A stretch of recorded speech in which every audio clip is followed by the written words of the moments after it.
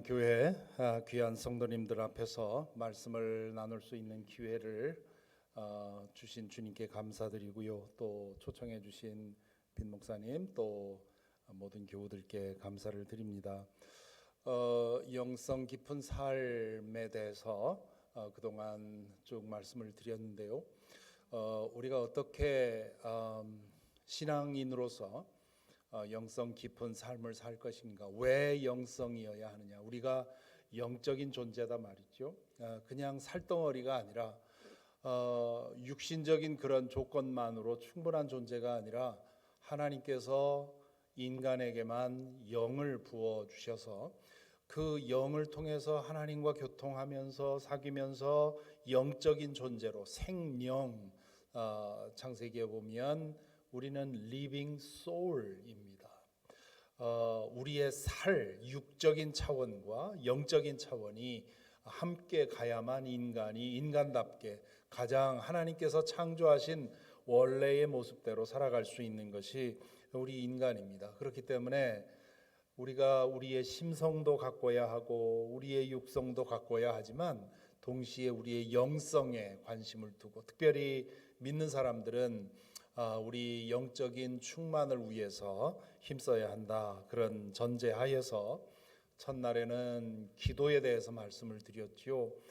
기도라는 것이 우리의 필요를 구하는 것만이 우리의 기도가 되어서는 안 된다. 기도라고 하는 것은 우리의 존재가 변화하는, 우리의 환경만 변화시키는 것이 아니라 우리의 존재가 변화되는 것이 더 우선이기 때문에 기도를 통해서 하나님 안에 머물고 하나님이 내 안에 내가 하나님 안에 머무는 그런 영적인 하나됨을 추구하는 것이 기도 생활의 매우 중요한 요소라고 말씀을 드렸고요. 두 번째 시간에는 우리의 예배가, 특별히 성도들이 함께 드리는 이 공동의 예배, 그리고 각자 자신의 삶 속에서 드리는 골방의 예배, 또한 삶 속에서 드리는 그런 일상의 예배가 살아나야 된다. 예배라고 하는 것이 단순히 의무로 드리는 것이 아니라 하나님이 어떤 분이신지, 그리고 우리가 어떤 존재인지를 깨달아 알 때 우리 속에서 터져나오는 것이고, 그런 예배가 우리를 살게 한다는 말씀을 드렸습니다. 그래서 어떻게 하면 우리가 이 공적 예배를 통해 하나님 나라에 눈뜨고, 그래서 이 세상에 나가서 다들 인간, 우리 눈에 보이고 손에 만져지는 것이 전부라고 믿고 살아가는 이 세상에서 하나님의 시각으로, 천국의 시각으로 세상을 보고 살아갈 수 있겠는가 하는 것이 두 번째 시간에 말씀드린 것이고요. 그리고 어제 저녁에는 두 가지 말씀, 우리 가운데 육신으로 함께 오신 예수 그리스도를 먹는 것, 그리고 그분의 말씀을 먹는 것, 두 종류의 말씀, 성찬을 통해서 예수님의 살과 피를 먹고 말씀 묵상을 통해서 예수님의 말씀을 먹는, 그럼으로써 우리가 말씀의 사람이 되는 것, 이 세상에서 우리를 끊임없이 현혹시키고 끊임없이 우리에게 주입하는 그런 정보가 아니라 우리 자신이 누구인지를 깨닫고, 그리고 이 땅에서 어떻게 참되고 거룩하게 살아가는지를 우리에게 알게 하는 그런 말씀의 삶을 살자 하는 말씀을 드렸습니다. 그래서 어제 저녁에 드린 말씀은 우리의 골방 예배, 내가 하나님 앞에서 내 시간의 성소를 만들고 그리고 그곳에서 하나님의 말씀을 읽고 묵상하면서 하나님의 사람으로 지어져가는 그 골방 예배에 관한 말씀을 드렸습니다.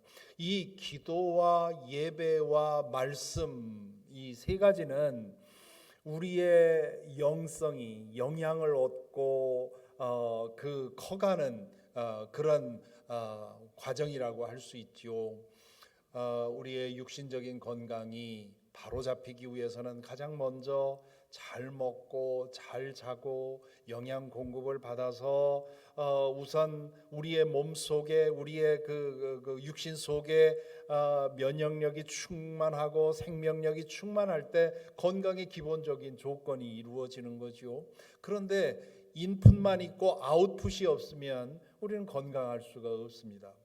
우리가 그 영양을 충분히 섭취했다면 그 섭취한 영의 힘을 가지고 우리의 삶 속에서 거룩한 삶을 살아 나갈 때 비로소 우리가 건강해지는 거죠. 이제 오늘 이 시간과 다음 시간에 드릴 말씀은 이 일상의 예배, 어떻게 하면 말씀과 기도와 예배를 통해서 우리의 영적으로 우리가 깨어났다면 우리의 삶 속에서 어떻게 활동하고 살아감으로써 우리 안에 맺어진, 우리 안에 채워진 그 영성의 능력을 열매로 맺을 수 있겠는가, 그런 말씀을 드리려고 합니다.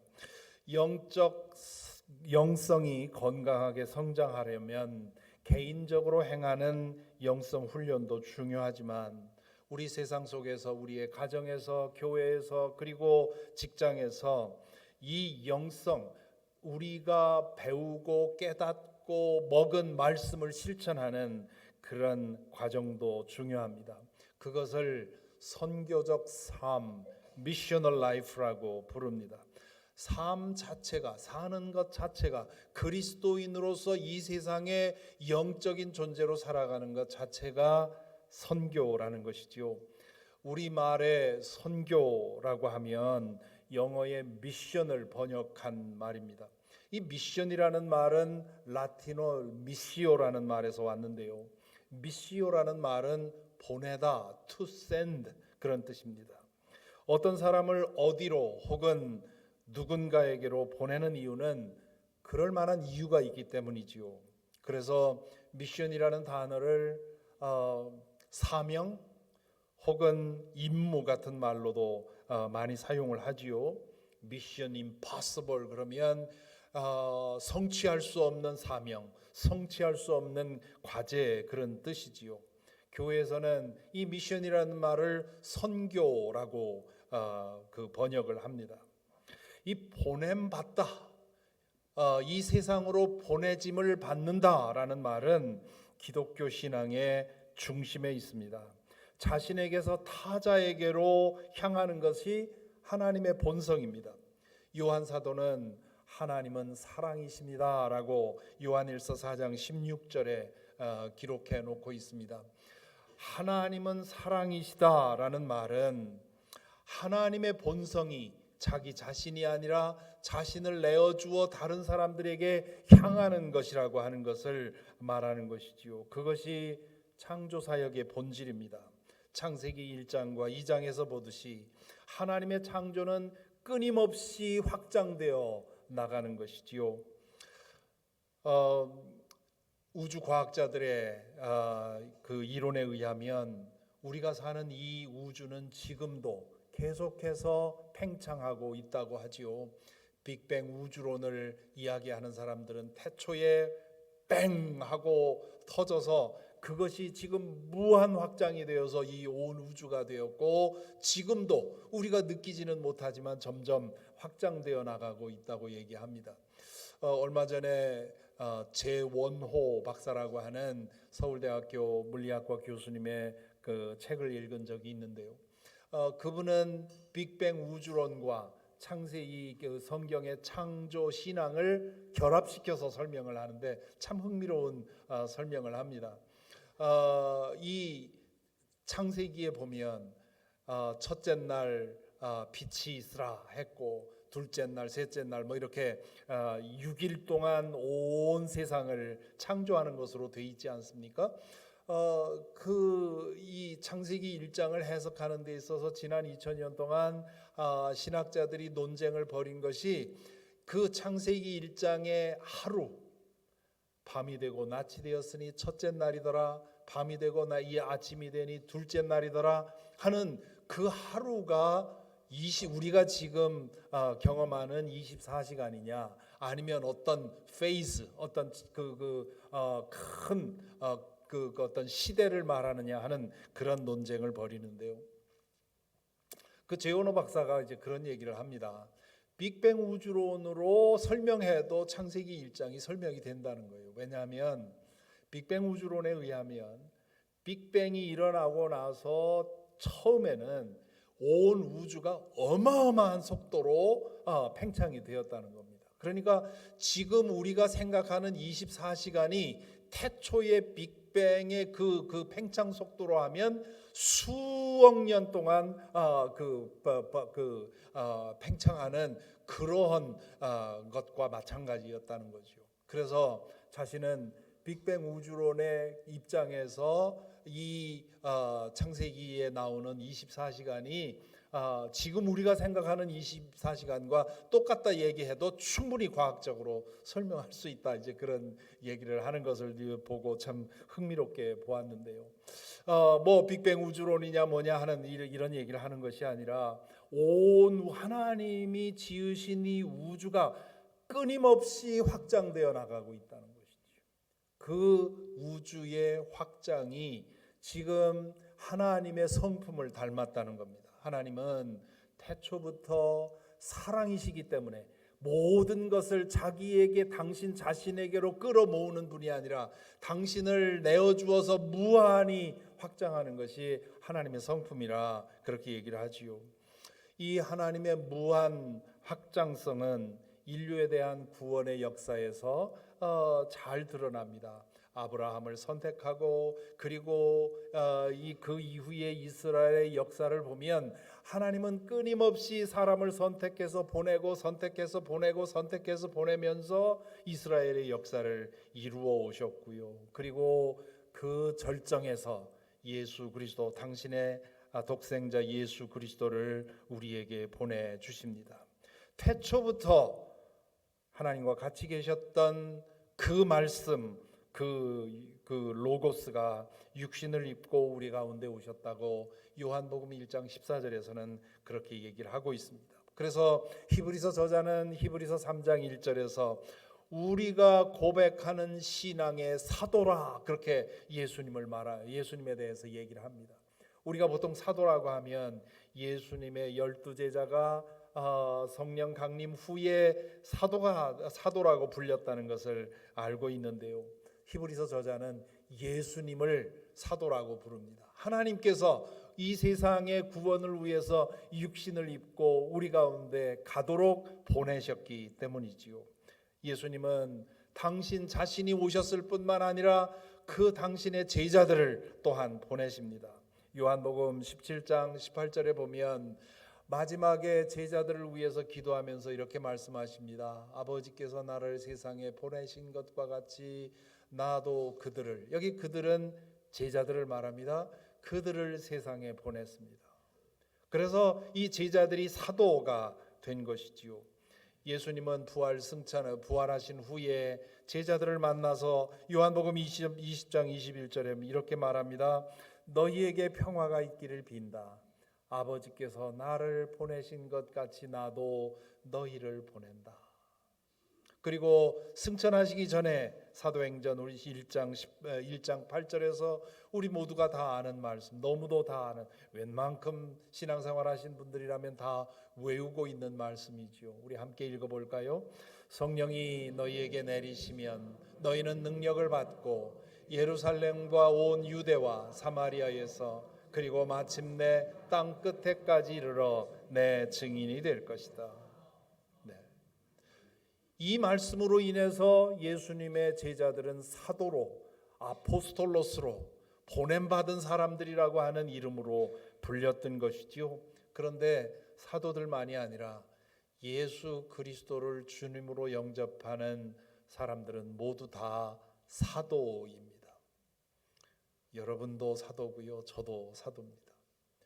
하나님께서는 우리를 이 세상으로 보내서 하나님을 알지 못하는 사람들에게 나아가서 하나님을 전하라고 얘기를 합니다.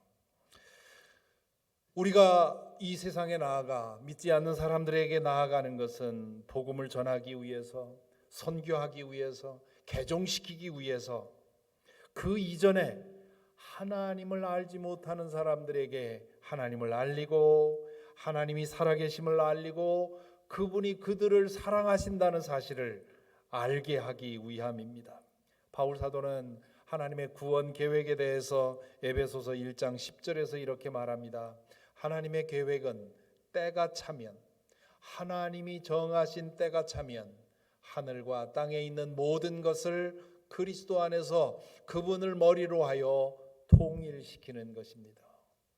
하나님의 구원은 단지 믿는 사람들만이 아니라 모든 사람들을 위한 것이고 또한 모든 생명을 위한 것이다. 그렇게 얘기를 하고 있습니다. 그러므로 하나님은 먼저 하나님을 알고 믿는 사람들이 나아가서 하나님을 모르는 사람들에게 그들에게 하나님을 알게 하기를 원하시는 것이지요. 이런 점에서 미션이라는 말을 선교, 전할 선, 가르칠 교, 기독교라는 종교를 전한다라는 뜻으로 번역한 것은 좀 아쉬운 일입니다.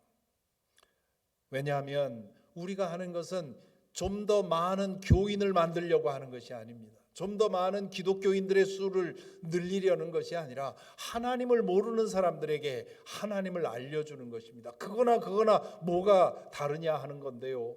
뭐가 다르냐고 물을 수 있지요. 우리가 누구를 개종시키는 것은 우리가 하는 일이 아니라 그 스스로 하나님을 만나고 깨닫고 결단해야 되는 일이고요. 우리는 하나님의 사랑을 전하는 일에만 힘써야 합니다.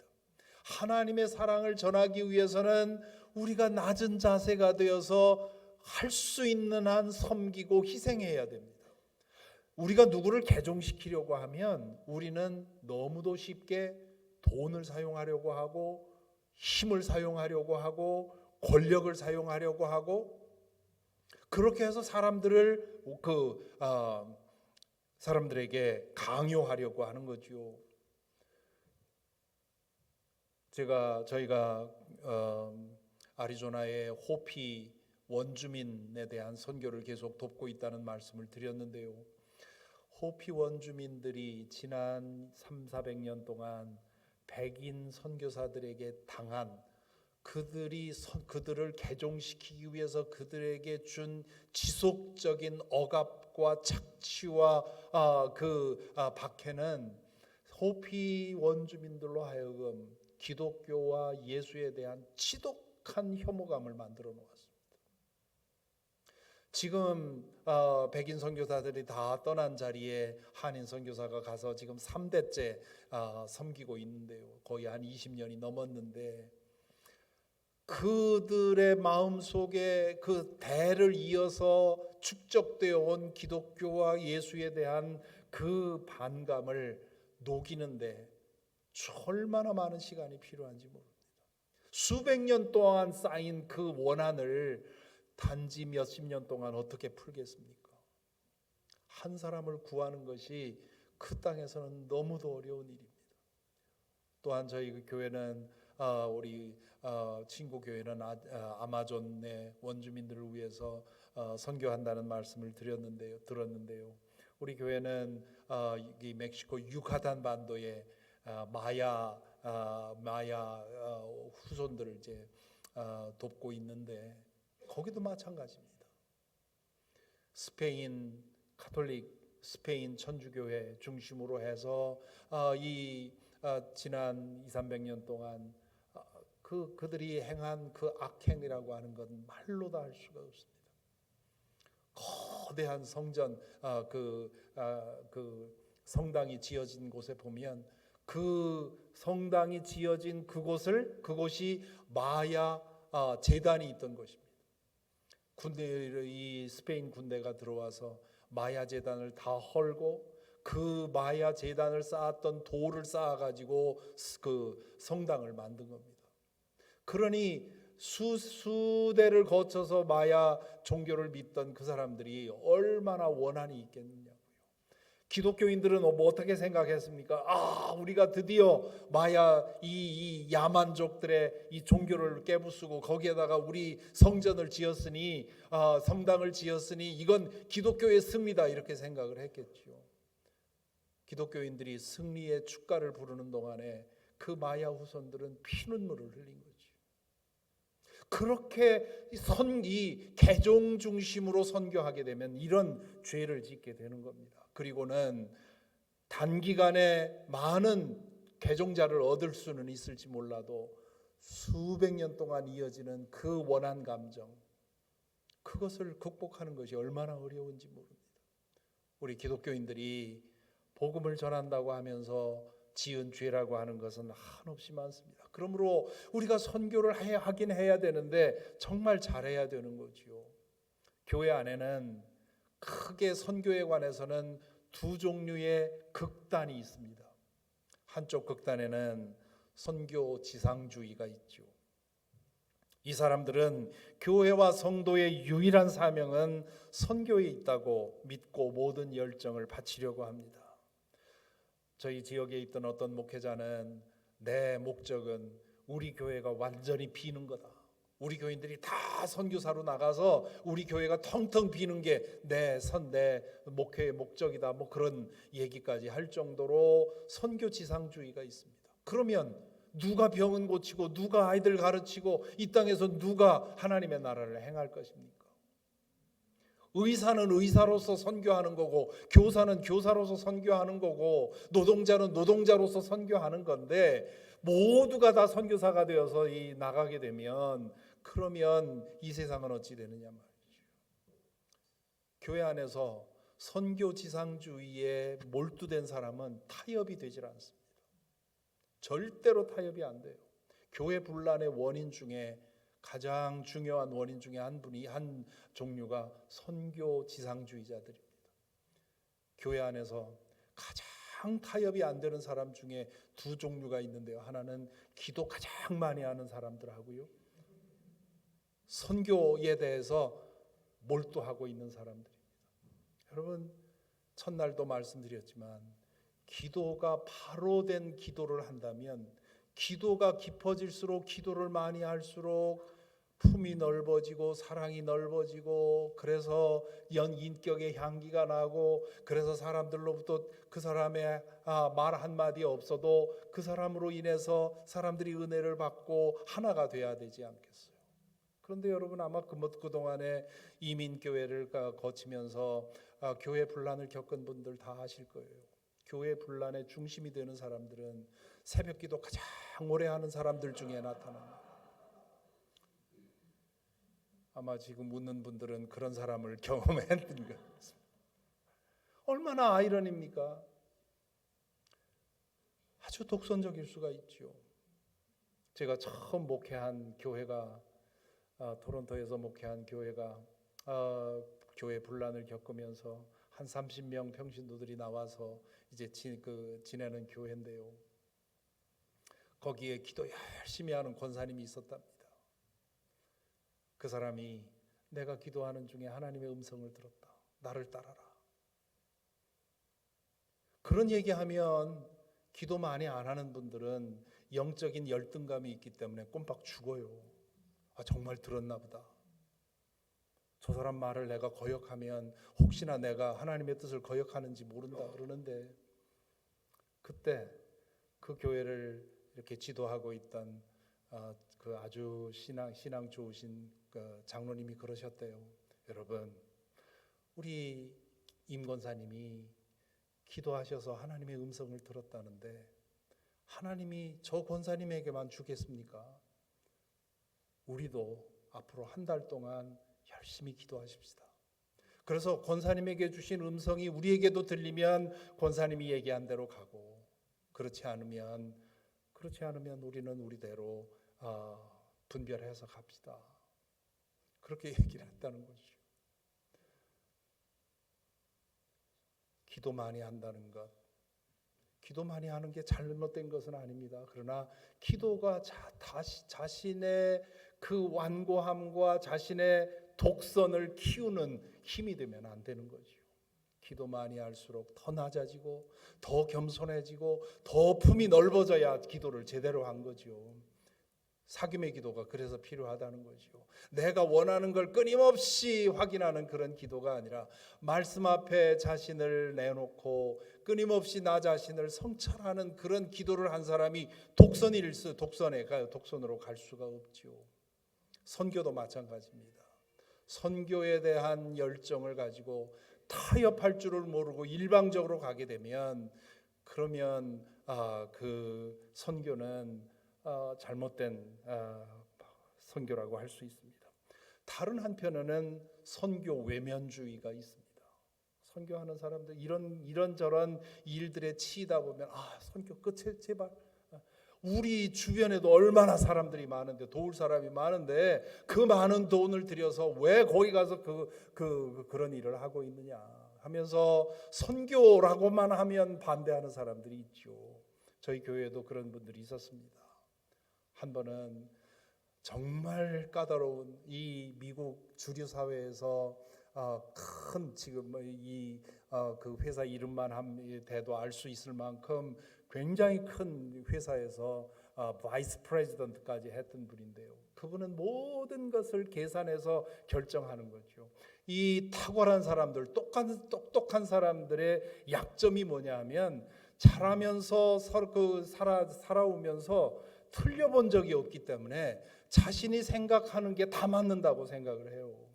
저처럼 많이 틀려본 사람들은 내가 뭔가 옳다고 믿어도 혹시나 틀리지 않을까, 혹시나 내가 틀렸지 않을까 해서 누가 저가 틀렸다고 하면 돌아서서 맞았나 돌아보고요. 그렇거든요. 그래서 저는 그렇게 탁월하지 못했던 것에 대해서 열등감이 있었는데 최근에는 그게 나에게 복이었구나.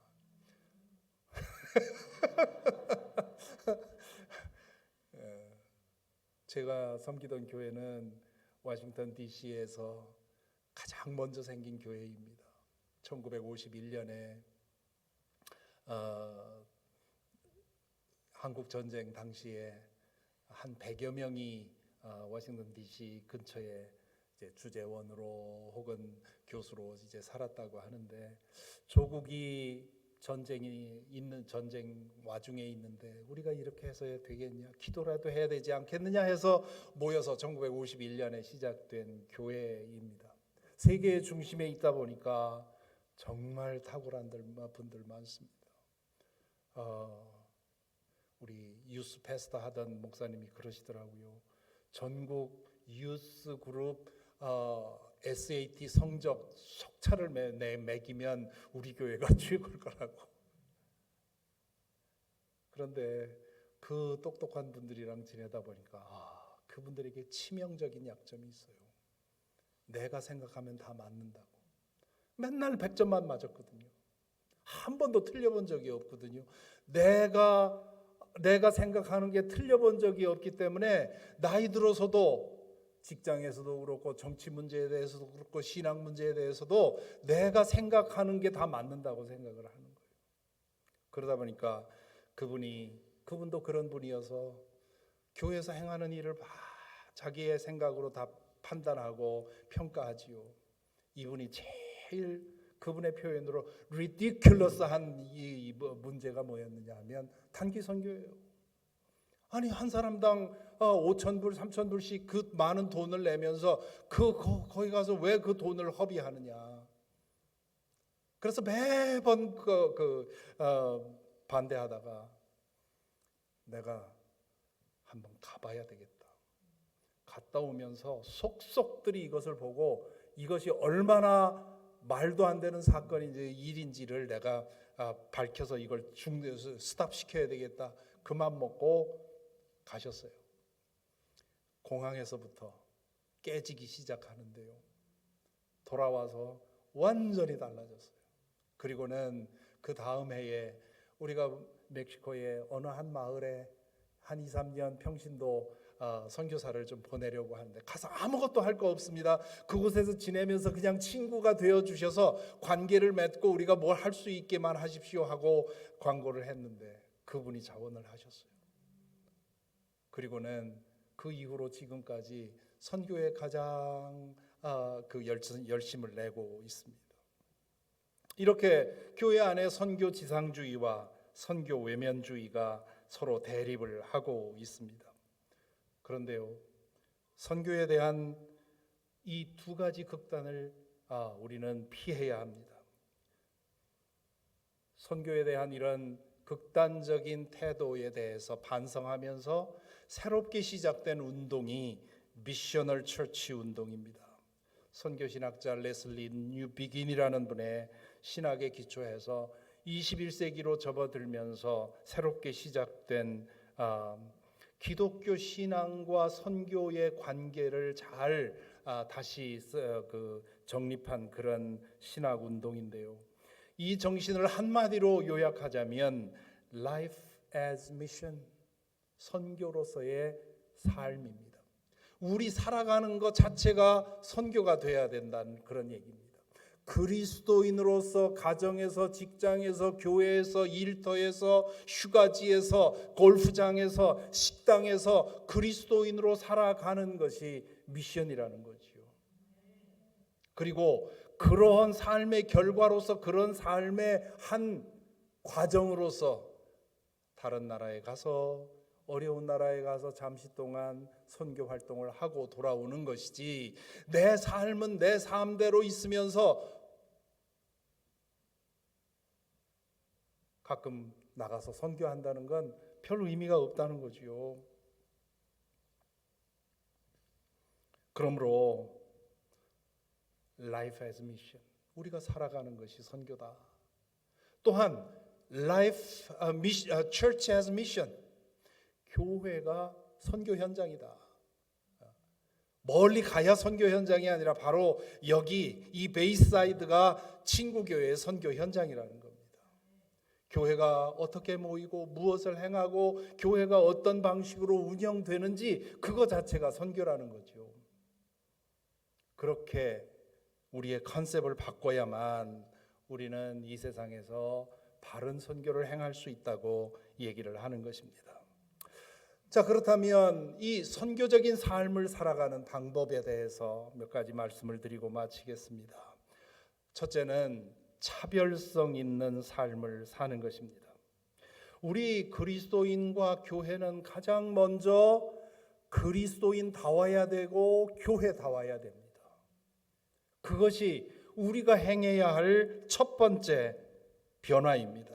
오늘 읽은 빌립보서 2장 13절부터 15절의 말씀, 하나님은 여러분 안에 활동하셔서 여러분으로 하여금 하나님을 기쁘게 해드릴 것을 염원하게 하시고, 염원한다 하는 표현 참 잘 번역을 한 것 같습니다.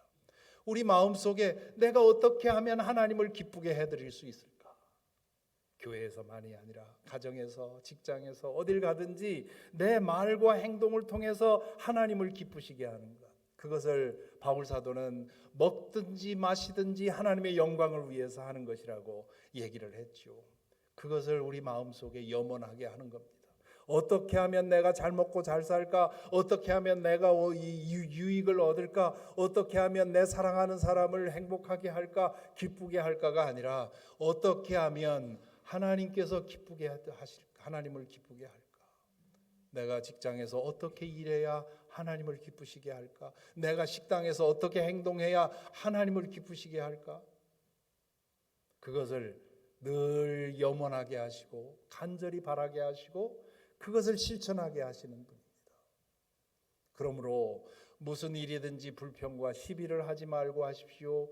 그리하여 여러분은 흠이 없고 순결해져서 구부러지고 뒤틀린 세대 가운데서 하나님의 흠 없는 자녀가 되어야 합니다. 그리하면 여러분은 이 세상에서 별과 같이 빛날 것입니다. 우리가 무엇을 하기 전에, 우리가 다른 사람에게 무슨 봉사하기 전에 우리의 거룩함과 우리의 선함과 우리의 진실함과 우리의 의로움과 우리의 아름다움을 통해서 다르다고 하는 것, 저 사람이 왜 다를까, 무엇이 다를까 하는 것을 보여줘야 한다는 겁니다. 짐짓 우리가 드러나게 하는 것이 아니라 그저 우리 가운데서 그런 차별성이 보여야 하는 것이지요. 목회를 하다 보면 정말 뒤통수를 맞는 것 같은 그런 일들을 자주 경험을 합니다.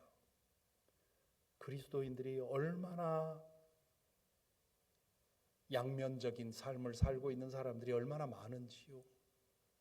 오래전입니다마는 우리 교회 아닌 어느 여성분이 저의 CD 설교를 들었다고 하면서 저 좀 만나 주실 수 있겠습니까? 그래요. 그래서 교회로 오시라고. 그래서 만났어요. 아주 그냥 피골이 상접한 그런 모습으로, 지친 모습으로 오셔서 말씀을 나누는데, 알고 보니까 저희 지역에서 가장 번성한 잘 되는 식당의 그 주인입니다. 그 식당이 잘 돼서 저희 코리안타운에 원래 코리안타운이 있고 새로운 타운이 있는데 양쪽에 그 지점을 낼 정도로 밤이면 현금을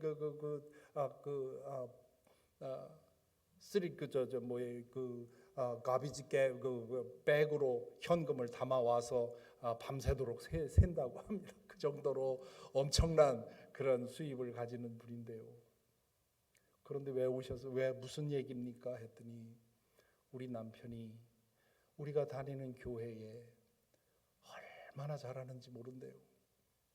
돈이 많다 보니까 헌금도 많이 하고, 헌금 많이 하니까 교회에서 대접받고, 선교한다고 하면 선교할 때마다 따라다니면서 돈을 물 쓰듯 물 쓰고, 그러니까 교인들은 우리 남편을 너무 기가 막힌 신앙인으로 아는데, 그런데 집에서는 폭군이고, 주중이면 월요일부터 술집에서 물을 쓰던데 돈을 물 쓰듯, 그러고는 주일에는 깔끔한 모습으로 교회 가서 대접받고, 도무지 이 이중적인 모습에 내가 질려서 살아갈 수가 없어요. 집안에서는 나와 우리 자녀들 질식할 정도로 숨 못 쉬게 하고, 교회에서는 가장 신앙 좋은 사람처럼 그렇게 돼요. 제가 그 얘기를 들으면서, 물론 이거는 아주 극단적인 모습이지요. 그 자신이 그렇게 이중적으로 살고 있는 것에 대한 가책도 없이 그렇게 사는 사람들이 얼마나 많은지요. 수년 전에 어느 부부가 등록을 했습니다. 예배 드리는데 얼마나 신실하게 예배 드리는지요. 예배 드릴 때마다, 예배로 모일 때마다 나오세요. 끝나고 나서는 얼마나 깍듯하게 인사하고, 목사님 오늘 말씀도 큰 은혜 받았습니다. 그래서 참 좋은 교인들, 참 일꾼, 큰일 하실 분이 오셨다, 그런 생각을 했었는데요. 몇 주 지나서 어느 자매님이 저를 찾아왔어요. 예배 끝나자마자 저의 방에 달려왔어요. 눈물이 그렁그렁하면서 막 바들바들 떨어요. 왜 그러시냐고. 그랬더니 몇 주 전에 등록한 그 사람들, 우리 작은 어머니와 지금 몇 년째 소송 중인데 얼마나 악한 사람들인지 모릅니다. 저 사람 때문에 우리 작은 어머니 가정이 그냥 풍비박산이 됐는데, 저 사람을 교회에서 만나다니요. 1시간 동안 난 아무 생각 못하고 떨다가 나왔습니다. 저 사람 나온다면 우리 교회 못 나옵니다. 그래서 알았습니다. 저는 자매님을 먼저 보호해야 되니까 걱정하지 마시라고. 그리고는 그분을 만났어요. 이런 일이 있는데 어떡하지요? 저보고 교회 나오지 말란 말입니까? 아니, 목사가 어떻게 그런 말을 할 수 있습니까? 그런데 당신도 하나님을 사랑하고 예배를 사모하는 사람이라면, 나 때문에 한 사람이 도무지 집중할 수가 없어서 두려움 속에서 예배 드린다면 기도해 봐야 되는 거 아니냐. 그랬더니 알았다고 생각하고는 집에 갔다가 얼마 후에 연락을 해왔습니다. 목사님, 말씀이 너무 좋고 예배가 너무 좋은데 예배만 드리게 해주십시오. 아무 활동 안 하겠습니다. 그래서 그 자매님한테 이렇게 얘기하는데 괜찮겠습니까? 그러니까 그 사람도 더 뭐라고 하겠어요. 그렇게 해보지요 하고는 안 나와요. 그래서 이거 참 큰일 났다. 어떻게 해결하나 그랬는데, 얼마 후에 한국에 장기 방문했다가 한 가족이 돌아왔는데 저에게 와서, 저 사람이 내 이민 문제를 받아서 10년 동안 어마어마한 돈을 허비하게 만든 사람.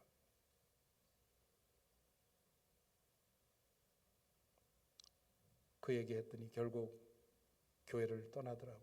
떠나는데 떠날 때 되니까 자신의 본색을 드러내고 떠납니다. 이건 극단적인 두 가지 예일 뿐인데요. 이보다는 이만큼 극단적이지는 않지만 이중적인 교인들의 모습을 볼 때가 얼마나 많은지 모릅니다. 그럴 때마다 교인들 집에 일주일씩만 CCTV를 놓고 봤으면 좋겠다.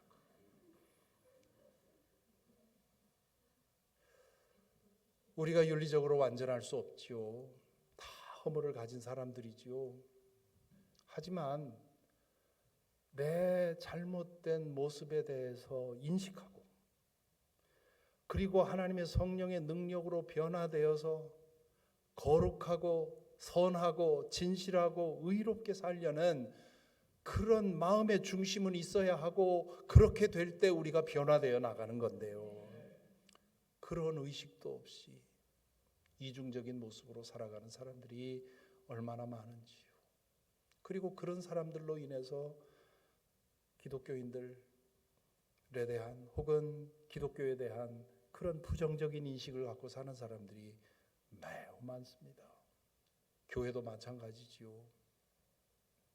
교회가 교회다움을 잃어버리게 되면 아무리 전도해야 소용없습니다. 그런 얘기 들었습니다. 소문 듣고 와서 꼴 보고 도망간다. 교회가 어떤 곳인지 소문을 듣고 교회에 왔는데 교회에서 교인들이 하는 행동이며 교회가 운영되는 거며 교회에서 행하는 일들을 보고는 그리고는 등을 돌려버리는 일들이 얼마나 많습니까? 교회가 분란에 빠지면 거룩한 것이 그 거룩한 그 모습을 드러내지 못할 때 얼마나 악해지는지 모릅니다. 그러므로 우리가 선교적 삶을 살기 위해서 가장 먼저 할 일은 차별성 있는 삶을 사는 것이고요. 두 번째는 나만 깨끗하고 거룩하게 살면 된다고 생각하면 안 됩니다. 이웃에 대한 관심을 가져야지요. 사랑의 본질은 자기 중심성을 벗어나서 타자에게 관심을 갖고 사랑의 행위를 하는 것입니다. 사랑을 할 때 사랑한다고 하는 것은 내 좋을 대로 하는 것이 아니라 그 사람이 어떤 상황에 있는지 보고 그 사람에게 필요한 도움을 주는 것이지요. 그리고 세 번째로 그렇게 해서 준비되었을 때 복음을 전하는 것입니다. 전도라고 하는 것은 앞에서도 말씀드린 것처럼 내가 가지고 있는 내가 속해 있는 기독교의 세력을 불리자는 것이 아니라 우리가 먼저 한 하나님의 그 살아계심과 하나님의 사랑을 모르는 사람들에게 전해주려고 하는 그런 신실한 마음에서 시작되는 것이지요. 우리 믿는 사람들이 가져야 할 확신 중에 하나가 매우 중요한 것이 있는데요. 내가 내 사랑하는 사람에게 줄 수 있는 최선의 선물은 내가 깨달아 알게 된 하나님의 사랑을 알게 해주는 것이다. 내가 내 자녀에게 줄 수 있는 최고의 유산은 예수 그리스도를 통해 참된 하나님을 알고 그 하나님의 사랑 안에서 하나님의 자녀로 회복되어 살아가는 것이라고 하는 이 믿음을 우리가 가질 때 우리는 우리의 사랑하는 사람들을 위해 기도하며 그리고 우리에게 기회가 주어졌을 때 우리가 믿는 예수님을 전해줄 수 있습니다. 여기까지 가야만 제대로 돕는 거죠. 이 마지막 이 세 번째 도움이 되어 있지 않으면 우리는 충분히 다 준 게 아닙니다. 우리가 차별성 있게 믿는 사람답게 살고 그리고 우리가 만나는 우리 이웃들에게 진정한 사랑을 실천하면서 예수 그리스도의 복음을 전하는 것, 이것이 우리가 일상의 예배로서 행하는 우리의 사명이 될 것입니다. 이 일을 위해서 보냄받은 사도로서 거룩하게 살아가는 저와 여러분이 되기를 간절히 기원합니다. 기도하겠습니다. 이 시간 우리 잠시 통성으로 기도했으면 좋겠습니다. 오늘의 말씀을 여러분 마음에 새기시고 성령께서 여러분에게 주시는 감동에 따라 잠시 소리내어 기도하겠습니다. 사랑의 아버지 하나님 감사합니다. 오늘의 말씀을 통해서 우리로 하여금 주님의 말씀을 깨닫게 하시고 또한 우리를 보냄받은 사도로서 우리에게 주어진 소명이 무엇인가를 깨달아 알 수 있도록 인도하여 주신 것 감사합니다. 아버지 하나님, 하나님의 사랑을 먼저 알고 경험하고 깨달은 사람들로서 아버지 저희들 붙들어 주셔서 주의 능력으로 살아갈 수 있도록 인도하여 주시옵소서. 아버지 하나님, 성령으로 변화받아 이 세상에서 별과 같이 빛나는 성도의 삶을 살아갈 수 있도록 인도하여 주시옵소서. 우리 이웃들에 대해서 진정한 사랑을 실천할 수 있도록 인도하여 주시옵시고, 그리고 복음을 전하여 하나님의 사랑 안에서 주님께 연할 수 있는 그런 은혜도 허락하여 주시옵소서. 아버지 하나님, 우리 친구 교회를 위해 기도합니다. 아버지 하나님이여, 이 땅에서 정말 그리스도의 몸된 교회로서의 사명을 잘 감당할 수 있도록 인도하여 주셔서 존재 자체로서 선교를 행하는 교회 되게 하여 주시옵시고, 하나님의 은혜가 우리 교회를 통해서 주님 많은 이들에게 전해질 수 있도록 주여 인도하여 주옵소서. 별처럼 빛나는 주님의 몸된 교회가 될 수 있도록 아버지여 은혜 가운데 인도하여 주옵소서. 아멘.